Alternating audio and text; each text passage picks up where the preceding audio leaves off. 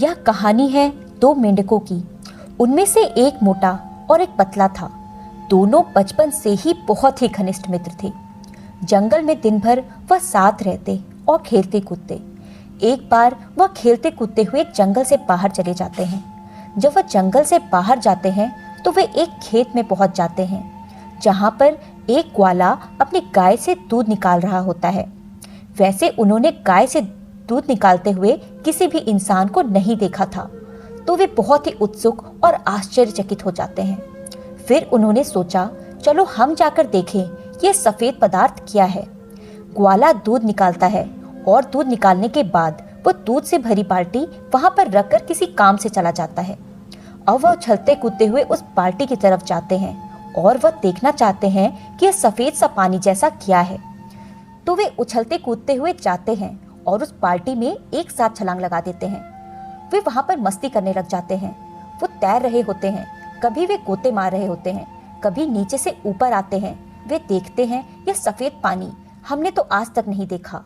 ढेर सारी खूब मौज मस्ती करने के बाद उनमें से एक बोला, चल यार, अब ढेर सारी मस्ती हो गई, अब घर चलते हैं, जंगल में वापस चलते हैं। वो दोनों बाल्टी से बाहर छलांग लगाने की कोशिश करते हैं, पर वह बाल्टी बड़ी होती है तो वे छलांग नहीं लगा पाते। वो बाल्टी के किनारे की तरफ जाते हैं और देखते हैं कि वहां पर बड़ी ही फिसलन है। वो बहुत कोशिश करते हैं लेकिन बाहर नहीं निकल पाते। वे बार बार कोशिश करते हैं, उस बाल्टी में से वो निकल नहीं पा रहे। उस बाल्टी में फिसलन इतनी ज्यादा है, उनका पैर बार बार फिसल जाता है। मोटा मेंढक बोला, देख भाई, हमें यहाँ से तो निकलना है। हमने बहुत कोशिश कर ली पर हम नहीं निकल पा रहे क्योंकि फिसलन बहुत ज्यादा है। हम तैरते रहते हैं क्योंकि अगर हम तैरते रहेंगे तो कोई ना कोई हमें आकर निकाल ही देगा। तो पतला मेंढक उसकी बात मान लेता है और वो दोनों तैरते रहते हैं। 1 घंटा, 2 घंटा, 3 घंटा निकल जाता है। जो बड़ा मेंढक होता है वह थक जाता है। वह कहता है, भाई अब मैं पैर नहीं चला पाऊंगा। तो पतला मेंढक बोलता है, भाई तू पैर चलाना बंद कर देगा तो तू डूब जाएगा और कुछ ही देर में तेरी सांसें रुक जाएंगी और तू मर जाएगा। वह थोड़ी देर और पैर चलाता है।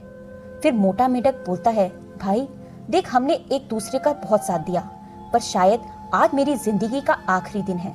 मैं और मेहनत नहीं कर सकता और पैर नहीं चला सकता और शायद अब मैं डूब कर मर जाऊं। और उस पतले मेंढक के सामने वह मोटा मेंढक डूब जाता है।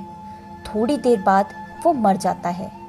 अब वह पतला मेंढक फैसला करता है कि मुझे किसी भी तरह इस बाल्टी से बाहर निकलना ही है। मुझे हार नहीं माननी है। अगर मैंने हार मान ली तो मैं भी मर जाऊंगा।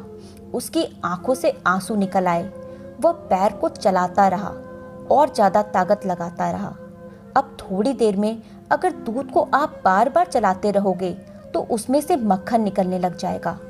क्योंकि कुछ घंटों से वो दोनों मेंढक उस दूध में पैर चला रहे थे, उस दूध में से मक्खन बाहर आ जाता है। दूध थोड़ा जम भी जाता है क्योंकि मक्खन ऊपर आ जाता है।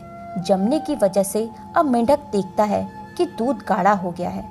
अब वह फिर एक कोशिश करता है और उसका पैर बाल्टी से लगता है और वह बाहर आ जाता है। बाहर आने के बाद वह विक्षिप्त सा हो जाता है कि उसके साथ आज क्या हुआ। उसका जो सबसे अजीज दोस्त था, आज उसके सामने उसकी मौत हो जाती है। और मौत क्यों हुई? क्योंकि उसने हार मान ली।